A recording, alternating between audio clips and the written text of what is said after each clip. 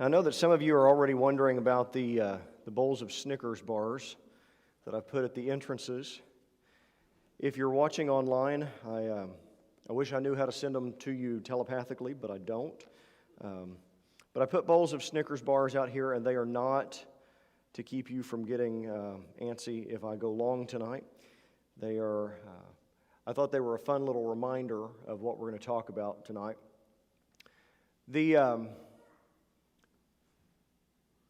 The story that we're going to look at tonight, when I read it in Mark chapter 11, it makes me think of a series of commercials that Snickers put out several years ago. And that's why I put the Snickers bars out for you. I also picked, I guess, the most church-appropriate one I could find. And so I've asked Brother Jack, for those of you who are not familiar with these commercials, I asked Brother Jack to play this video for you so you could see what I'm talking about. Marcia, what happened? Peter hit me in the nose with a football. I can't go to the dance like this. Well, I'm sure it was an accident, sweetheart. An eye for an eye. That's what Dad always says. I never said that, honey. Shut up! Time to teach Peter a lesson. Marcia, eat a Snickers. Why? You get a little hostile when you're hungry. Better? Better. Marcia. Jan, this isn't about you. It never is. All right. There you go. So Snickers put out a whole series of those commercials a few years ago. And the idea was eat a Snickers when you're hungry. You heard the commercial. You get a little hostile. As a matter of fact, we use this phrase at my house, does somebody need a Snickers? Or I've said, especially like around election time, I've used the phrase, I wish everybody would just have a Snickers and chill out. There's this idea that we get hostile when we're hungry. We get stressed out. We get angry. Hangry is the word we use at home, a mixture of hungry and angry, and it certainly happens to me. The reason I bring this up is because, as I said, the story we're going to look at reminds me of this, and it seems to be people's explanation for why Jesus acts the way he does. As a matter of fact, what we're going to look at tonight is really three events, but they're all tied together in one. And I'll just tell you, Jesus goes and curses a fig tree on the way into Jerusalem. He goes in and cleans house in the temple. And then on the way back, the next day, I should say, the disciples discover that the fig tree has withered. And honestly, I've never thought too much about the fig tree episode. We read through it, and it doesn't seem to be all that important on the surface of things, but God didn't put anything in His Word that wasn't important for some reason or another. But I wouldn't have thought too much about it, except there's been kind of a ruckus recently. I don't know how recently it happened, but it's gotten back around to me recently, that an anchor on CNN made the statement, as we all know, Jesus wasn't perfect and didn't claim to be, and then he went on to make his point. This caused outrage among Christians who watch CNN, both of them. And, sorry, just seeing if y'all are awake. And then in the course of this outrage, there was a man who has some atheist YouTube channel who commented and said, "Oh, so you think Jesus is perfect?" And he put together this whole video outlining the reasons why he thinks the Bible shows that Jesus was a jerk. His word, not mine, okay? And he says that the incident with the fig tree is a big part of that. As a matter of fact, there are a lot of times that this fig tree incident is used to try to poke holes in the gospel narratives, either to poke holes in the idea that Jesus was perfect because they say, they look at this and say this was a temper tantrum that Jesus threw. He was hungry, he was angry, and so he threw a temper tantrum and killed a defenseless fig tree because he was grumpy. Or they poke at the timeline between Matthew and Mark, and I don't know if we'll have time to get into it tonight in much detail, but I spelled it out for you in the handout. The reasons why the Mark and Matthew issue with the timeline of when the fig tree withered and when they found it is really not that big of an issue. But they will use this story people will try to use this story to poke holes in the reliability of the Gospels and the deity of Jesus Christ. And so that made me sit up and take notice of the fig tree issue and study why he did this. So tonight we're going to be in Mark chapter 11. Some of you have already started turning there. If you haven't, join me in Mark chapter 11. We're going to start in verse 11 where we left off this morning and go through verse 26. If you can't find it or don't have your Bible with you, it'll be on the screen up here behind me. And if you would, stand with me as we read together from God's Word. So here's what Mark has to say about the incident with the fig tree and then the temple.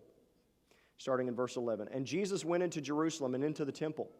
So when he had looked around at all things, as the hour was already late, he went out to Bethany with the 12. So that leaves off from where we were this morning talking about the triumphal entry that Sunday morning. Sunday night, he goes back out of Jerusalem to Bethany. It was about a mile or two out to Bethany, and he stayed there with his friends and supporters. Verse 12 says, Now the next day, so that's Monday, when they had come out from Bethany, he was hungry. And seeing from afar a fig tree having leaves, he went to see if perhaps he would find something on it. When he came to it, he found nothing but leaves, for it was not the season for figs. In response, Jesus said to it, Let no one eat fruit from you ever again. And this is part of the argument that people make. Jesus cursed the fig tree, and it wasn't even fig season. And yet he gets angry at this tree and curses it. But there's a reason for it. It says, and the disciples heard it. His disciples heard it. Verse 15, so they came to Jerusalem. Then Jesus went into the temple and began to drive out those who bought and sold in the temple and overturned the tables of the money changers and the seats of those who sold doves. And he would not allow anyone to carry wares through the temple. Then he taught, saying to them, Is it not written, My house shall be called a house of prayer for all nations, but you have made it a den of thieves? And the scribes and chief priests heard it and sought how they might destroy him, for they feared him, because all the people were astonished at his teaching. When evening had come, he went out of the city. Now in the morning, as they passed by, they saw the fig tree dried up from the roots. And Peter, remembering, said to him, Rabbi, look, the fig tree which you cursed has withered away. So Jesus answered and said to them, Have faith in God. For assuredly I say to you, whoever says to this mountain, Be removed and be cast into the sea, and does not doubt in his heart, but believes that those things he said will be done, he will have whatever he says. Therefore I say to you, whatever things you ask when you pray, believe that you receive them, and you will have them. And whenever you stand praying, if you have anything against anyone, forgive him, that your Father in heaven may also forgive your trespasses. But if you do not forgive, neither will your Father in heaven forgive your trespasses. And you may be seated. There's a lot of material here to cover.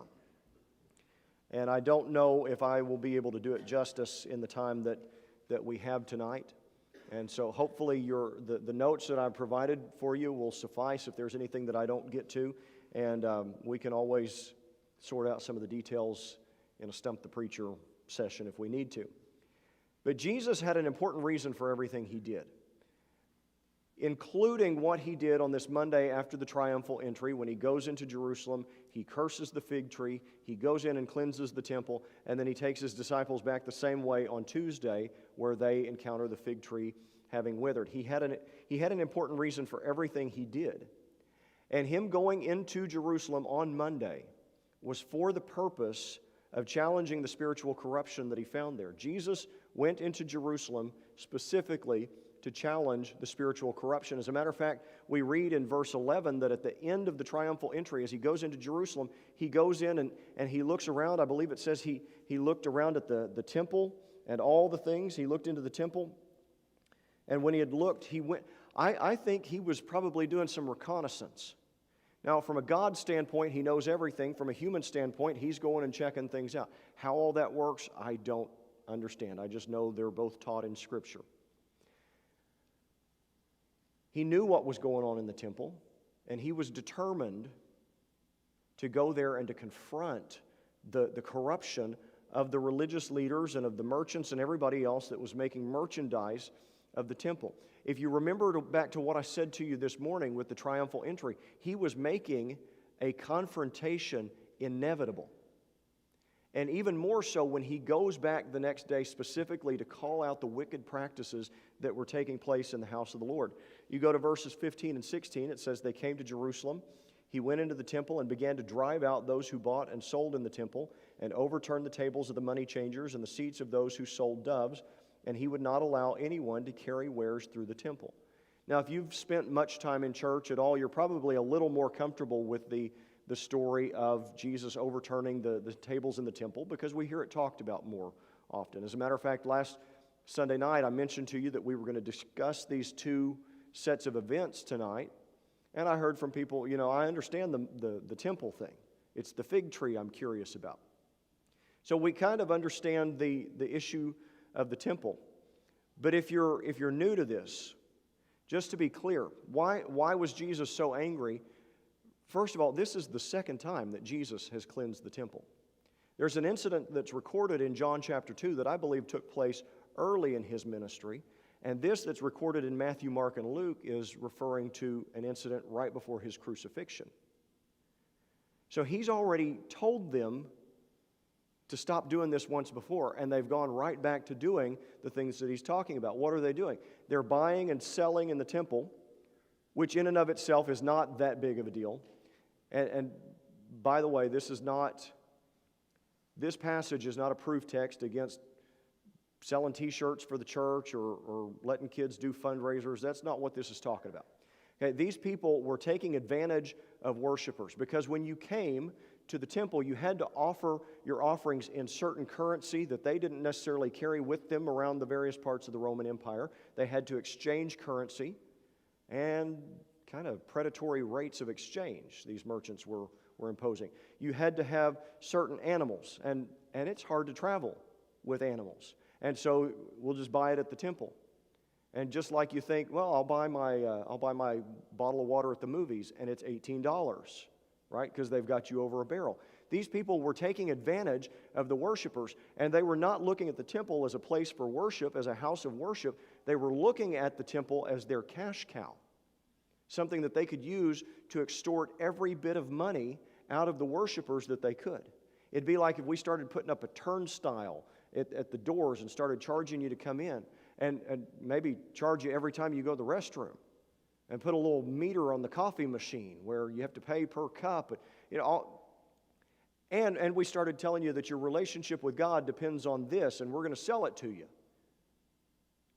That's what they were doing. Part of the problem here is that they were far more focused on making money than anything to do with worship. And that was what disgusted Jesus. And he'd had it. And so once again, he flips over their tables and he runs them out. I like what I've heard somebody say before, that when somebody asks you, what would Jesus do? Remind them that making a whip and turning over tables is within the realm of possibilities here. That wasn't his default response, but when it was right, he was willing to do it. And we still might look at this and say, yeah, but wasn't there a different way to handle this? Notice in verse 17 it says, "Then he taught, saying to them, is it not written, my house shall be called a house of prayer for all nations? But you have made it a den of thieves." When he says that, he's quoting a prophecy from Isaiah about God gathering the Gentiles. Isaiah, even though it was written to the Jewish people, deals quite often with the idea of God gathering people who were from outside the covenant, who were from outside of Israel, and especially the Messiah coming and bringing light and hope and salvation to the Gentiles. And one of the places it does this is in Isaiah 56. Let me read you part of what it says in Isaiah 56, talking about this gathering of the Gentiles. It says, "Also the sons of the foreigner who join themselves to the Lord to serve him and to love the name of the Lord, to be his servants, everyone who keeps from defiling the Sabbath and holds fast my covenant, even them I will bring to my holy mountain and make them joyful in my house of prayer. Their burnt offerings and their sacrifices will be accepted on my altar. For my house shall be called a house of prayer for all nations. The Lord God, who gathers the outcasts of Israel, says, yet I will gather to him others besides those who are gathered to him." There was this mindset that you had to be born into the nation of Israel. It all came down to where you came from and who you came from. in order to be right with God. And yet the Old Testament prophets said, no, He is going to graft in people from every nation, tribe, and tongue. He is going to bring the Gentiles. He is going to bring the people from the wrong backgrounds and bring them to worship Him on His mountain, in His house, and make it a house of prayer for all nations. And that is specifically what Jesus says they are not allowing to happen. And here's what you need to understand. Here's what makes it so much clearer in my mind why Jesus was angry. When we understand that the temple complex was divided into different parts, and who you were determined where you could go and worship in the temple complex. There was the Holy of Holies, where only the high priest could go, and only at certain times of the year. There was the holy place, where only the priests could go. There was the court of the women that was set aside for the women to worship. There was also the court of the Gentiles, which is the place in the temple complex where those from outside of Israel could come and worship the God of Israel. And these people had set up their market in the court of the Gentiles. This place that had been set aside so that people from outside could come in and worship the true God. They didn't care about that. They said, let's turn it into a marketplace and let's extort all the money we can. And maybe they were still able to come in and worship, or try to anyway. But I don't know. I'm easily distracted. Anybody else suffer from that? Okay. I mean, sometimes you'll even be in church, and it's easy to lose focus because somebody just came in, or somebody just came out, or somebody sneezed, or oh my goodness. I've never been in a Middle Eastern market, but I've watched lots of episodes of Bizarre Foods where they go to Middle Eastern markets, and they're loud and they're chaotic. Imagine that going on in the background of your church service. And I believe part of the reason that Jesus was angry is that the spiritual corruption of the religious and political and everybody else leaders in Jerusalem, that corruption was preventing people from walking with the Lord. They had set up a place where they could earn money, where they could get rich, and they didn't care who they had to alienate from God to do it. And Jesus came to put a stop to it. When you realize that these merchants were standing between people and God, and they were doing it with the approval of the temple leadership, and maybe even a kickback to the temple leadership, and they were keeping people away from God, you can kind of understand why Jesus got so angry. By the way, I think Jesus is probably angry when that stuff goes on today. We ought to be angry when that goes on today. Not just money, but when we see any roadblocks being put up that keep people away from God, that prevent people from being able to come to God, whatever that may be, it ought to make us angry. So Jesus went to Jerusalem to challenge the spiritual corruption there. He wasn't just throwing a hissy fit. And the emptiness of the fig tree provides a picture of Israel's spiritual condition. Now, I believe the story of the fig tree really happened, but I think it's organized, I think the material is organized in such a way to make a point. And that's part of the issue. Matthew tells the story all at once, the story of the fig tree, before going back to talk about what happened at the temple. Because he's making a point and emphasizing faith and prayer, what Jesus talks about after the fig tree is discovered. I don't think Matthew is meant in that section to be chronological. I think he's talking thematically. He's covering a theme.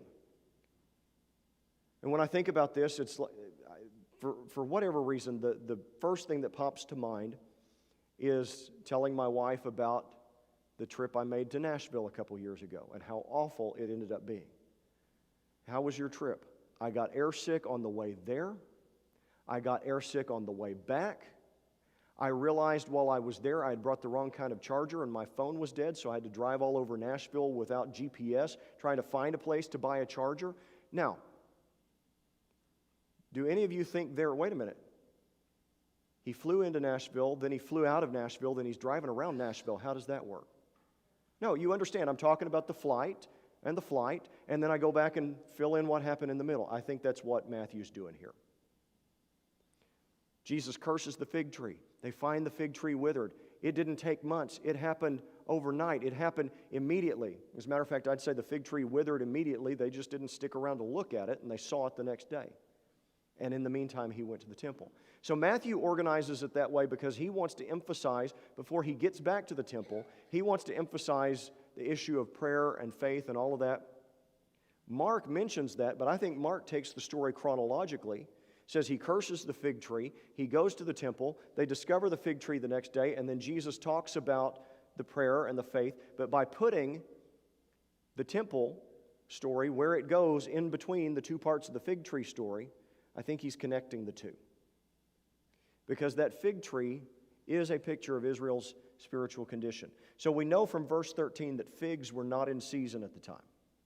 And yet Jesus cursed the tree for not having any figs. In verse 14, in response, Jesus said to it, "Let no one eat fruit from you ever again," and his disciples heard it. So to modern readers like us, this seems unreasonable, that he is upset with the fig tree for doing something that the fig tree cannot do. It's not even fig season. But if we realize a few things about the world that they lived in, I found out this week their climate where they lived, it allowed for there to be 2 or 3 fig harvests a year. So where we might be lucky to get fruit off of a tree or vegetables out of the garden for just a short time once each year, they had figs at various times throughout the year. And if you've ever been in a mountainous area, you know that weird things happen with climate. On our honeymoon, we went to Santa Fe, and in October, it was weird. You're in the middle of town in the square in Santa Fe, and it felt like it was summer. You go out of town a little ways, and it felt like fall. Beautiful, leaves changing colors and all that. You go up to the top of the mountains, and it's like winter. All of this in the same afternoon. And so, this tree, it wasn't unusual, was what I'm saying. It's not unusual for weird things to happen with plants in the mountains, and here they were on the Mount of Olives. It was probably not all that unusual for a fig tree in some area of the mountain to be operating on a different season than others on the other side of the mountain. And what I did not understand is that a full cover of leaves, like what is described in the Gospels, was something that signaled the presence of figs. That if it had this full leaf cover, I mean, it says it was full of leaves. If it had this full leaf cover, that's a sign. I don't know if you've ever, there's not a Krispy Kreme here in town, is there? No. Okay, if you've seen them in the city, they have the sign that says donuts are ready now. You're driving down I-240, you hop off the highway real quick because the donuts are ready. These leaves, this heavy leaf cover, is the flashing neon sign that says, hey, there are figs here. And yet Jesus walks over to the tree and there are no figs. So the tree was advertising fruit, but it had none. So for Jesus to curse this tree, this lion tree, was not a temper tantrum. He was making a statement. See, this tree appeared to be full of life. It appeared to be bearing fruit. And it wasn't. And so he said, okay, nobody's ever going to have fruit from you again. The tree appeared to be full of life and full of fruit, but it was empty. Jerusalem also appeared to be full of life and bearing fruit. Look at all the activity that was going on in the temple. It looked like it was bustling and full of life, but it was empty. Even though the people were busy with religious activities and law and festivals, and especially that week they were getting ready for the Passover, they were really busy. But in reality, they were empty. They were separated from God. They were devoid of any kind of spiritual life, the people were the fig tree. The people of Jerusalem that put on such a show, the people in the temple who put on such a show of trying to be godly, and in fact trying to be more godly than everybody else. But inside, they couldn't have been deader. Just like the Pharisees that Jesus called whitewashed tombs full of dead men's bones. What that means is you look pretty on the outside, but everything on the inside is just dead. And so this fig tree, understand when I say this, that it became a symbol for the people of Israel. I'm not saying Mark made it up as a symbol. I'm saying it really happened. And Jesus used it as a symbol, and Mark makes sure we understand that symbol, that it happens on both sides of the temple story so that we understand it's about more than the fig tree. It's about the deadness of Israel. They were just as dead as that fig tree. And it's evident from their behavior at the temple. From the fact that they didn't care who they cheated. They didn't care who they alienated from the temple as long as they got what they were after. It was evident that they were devoid of spiritual life. But we see it show up again as well, over and over and over in the coming week in their rejection of the Messiah. As we studied this morning, Jesus made it abundantly clear to the people of Jerusalem that He was coming as the Messiah. And they rejected Him over and over and over again. Because for all their pretense, from all their appearance of being godly, when God was doing something right under their nose, they were so fleshly and so worldly that they couldn't see it right in front of them. So Jesus' dealings with the temple and Jesus' dealings with the fig tree are not a man out of control. They're a picture of a man, I know, God, He's God, but they're a picture of a man who is making a statement to these people about why they need Him to come as the Messiah, because they are dead and separated from God. And Jesus is not, He was not then and He is not now interested in the appearance of spiritual life. He's interested in producing it for real. He was not interested in how busy they looked at the temple. He was not interested in how busy they appeared to be at keeping the feasts and the rituals. In spite of all that they were doing, Jesus came and He rebuked the spiritual deadness of the people in the temple, and He solidified the physical deadness of the tree. I mean, it was not bearing fruit, and so He just helped it along. It was acting dead, so He just helped it along.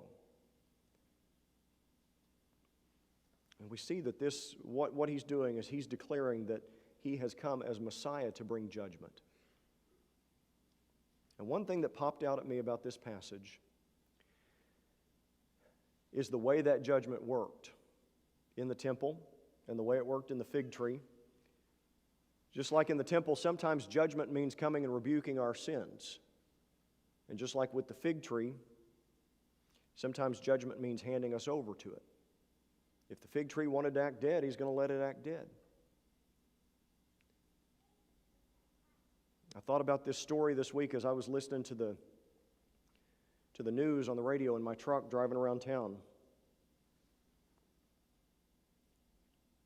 And it's hard to do to listen to the news and see the direction that our culture is going, that our nation is going.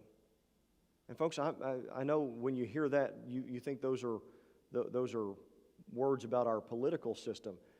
I'm talking about our culture and who we are as a people.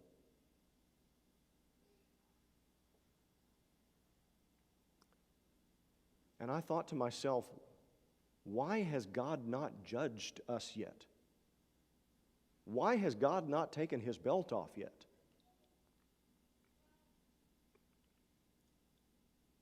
In particular, I heard a story of a woman who was arrested in Great Britain for praying silently across the street from an abortion clinic. And she was arrested for just being out there and praying. I heard that and I thought, why has God not taken the belt off? And I realized, I think back to Romans chapter 1 we studied at the end of last year. And sometimes for God to bring His judgment is to take the belt off and straighten us out. Sometimes the judgment of God is just to hand us over to the sin that we've embraced. And I think the week leading up to the crucifixion, Jesus did both.